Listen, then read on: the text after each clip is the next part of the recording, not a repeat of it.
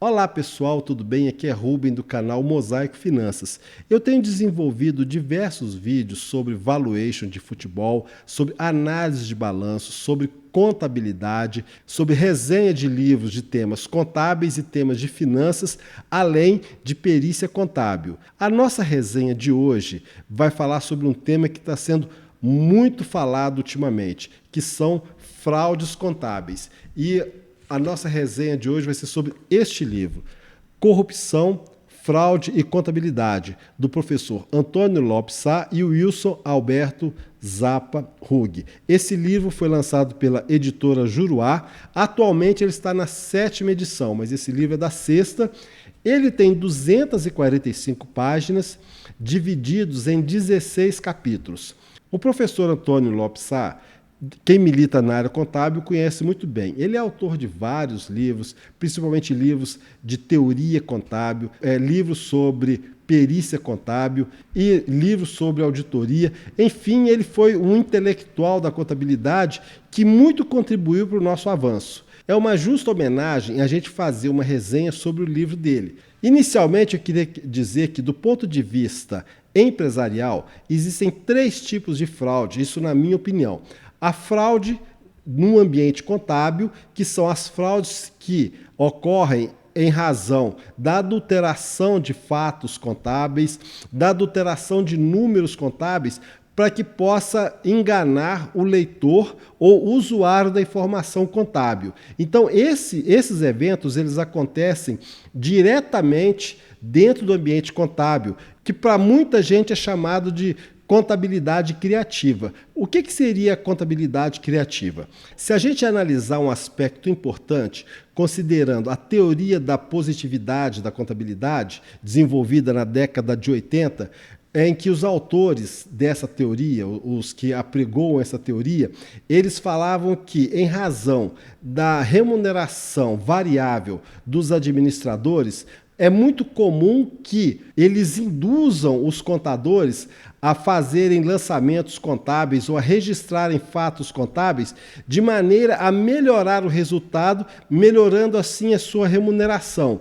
E isso foi muito comum, isso aconteceu bastante. A gente vê casos históricos na Enro e vários outros casos em que melhorava-se a remuneração dos gestores, mas a empresa não tinha condição, não tinha resultado para tal ponto. Isso é um tipo de fraude que acontece dentro do ambiente contábil, da contabilidade criativa, e a partir da contabilidade criativa, os órgãos reguladores contábeis, eles fazem normas que visam cercar para que esse tipo de evento não ocorra dentro da contabilidade.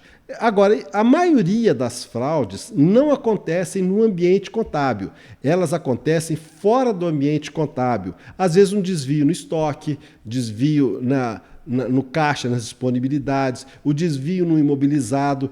A maioria deles, assim, mas eles têm efeito contábil, porque geram efeito patrimonial, gerando perda, né? Tem também as fraudes de atos administrativos, ou seja, um exemplo, né? A pessoa frauda um documento para vencer uma licitação. Não produz efeito contábil, não produz efeito patrimonial diretamente, mas não deixa de ser uma fraude, ok? Dentro do ambiente empresarial. Tá? Então, na minha opinião, são esses 3 tipos de fraude. Então é o seguinte, o autor, né, falando agora especificamente sobre o livro, o autor, ele divide os capítulos da seguinte forma. O capítulo número 1, ele traz uma conceituação sobre corrupção e a fraude na prática contábil. Então, ele fala que a fraude é sempre um ato premeditado e doloso, enquanto o erro é um ato involuntário. Então, de certa forma, seria culposo. Mas ele coloca um aspecto importante, interessante aí, que às vezes o erro, ele, mesmo sendo involuntário, pode ser uma arma do fraudador para teste do controle. Ou seja, ele comete um erro, esse erro não foi detectado. Aí passa para o segundo passo, que seria a fraude. Tá? Contabilidade criativa e a maquinação para as fraudes, que seria o capítulo 2. No capítulo 3, Fraudes no movimento de recebimentos e pagamentos em dinheiro. Bom, esse livro, pessoal, ele foi escrito já há algum tempo atrás, né? Então, assim, hoje em dia, com o avanço das transações eletrônicas, a movimentação em dinheiro ela não ficou muito comum, mas de qualquer forma ainda tem muita movimentação em dinheiro e o autor cita exemplos de fraudes que acontecem nas transações em dinheiro. A mesma coisa, no capítulo 4, ele fala de fraudes em estoques. E no capítulo 5, fraudes em créditos operacionais. Capítulo 6, fraudes no ativo permanente.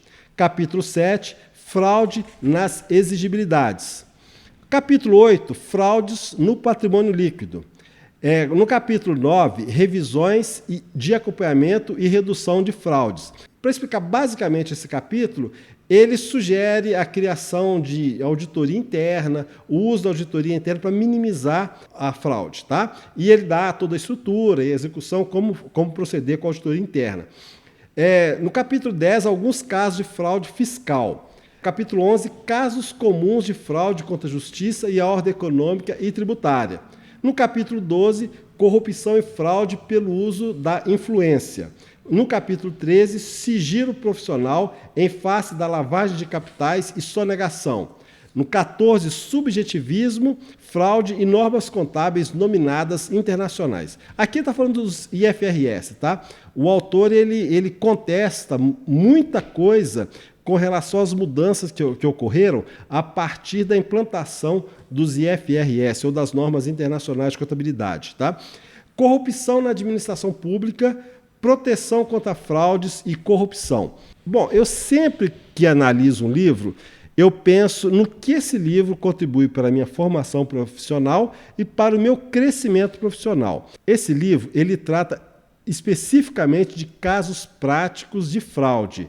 Então é o seguinte, se você não conhece a fraude, como elas acontecem, você tem dificuldade de criar barreiras para que essas fraudes possam ser minimizadas. Porque eu imagino que é impossível evitar a fraude. Agora, você consegue minimizar o uso da fraude. Então é o seguinte, se você não conhece a fraude, você não tem como evitá-la. Então esse livro aborda muito esses aspectos. Na verdade, esse livro me parece ser um livro de quem atuou na auditoria ou quem viveu o ambiente de auditoria, de fiscalização contábil e descreve as experiências e os ocorridos durante o seu processo de trabalho. Então é um livro muito interessante nesse aspecto. Eu recomendo a compra e a leitura, né, porque realmente ele acrescenta esses fatos. Falar dos autores. Antônio Lopes Sá, doutor em Ciências Contábeis pela Universidade do Brasil, doutor em Letras honoris causa pela Samuel Benjamin Thomas University, na Inglaterra, foi administrador, economista e professor universitário. Ele publicou nada mais, nada menos que 176 livros no Brasil e no exterior, bem como mais de 13 mil artigos. Não preciso falar mais nada, né? Assim, o professor Antônio Lopes Sá, ele foi um gênio na área contábil e é importante conhecer a obra dele. Tá? O Wilson Alberto Zaparrug, ele é mestre em ciência jurídica, especialista em avaliação de sociedades empresárias, bacharel em ciências contábeis, perito contador, auditor, consultor empresarial e palestrante. Professor doutrinador de perícia contábil, direito contábil e de empresas, em curso de pós-graduação.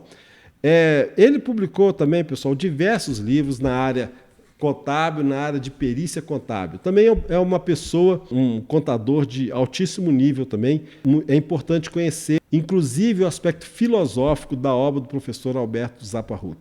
Então é isso, pessoal. Eu espero que você tenha gostado. Se você gostou, dá um like, compartilha. Isso é muito importante para o nosso trabalho. Um forte abraço e até a próxima.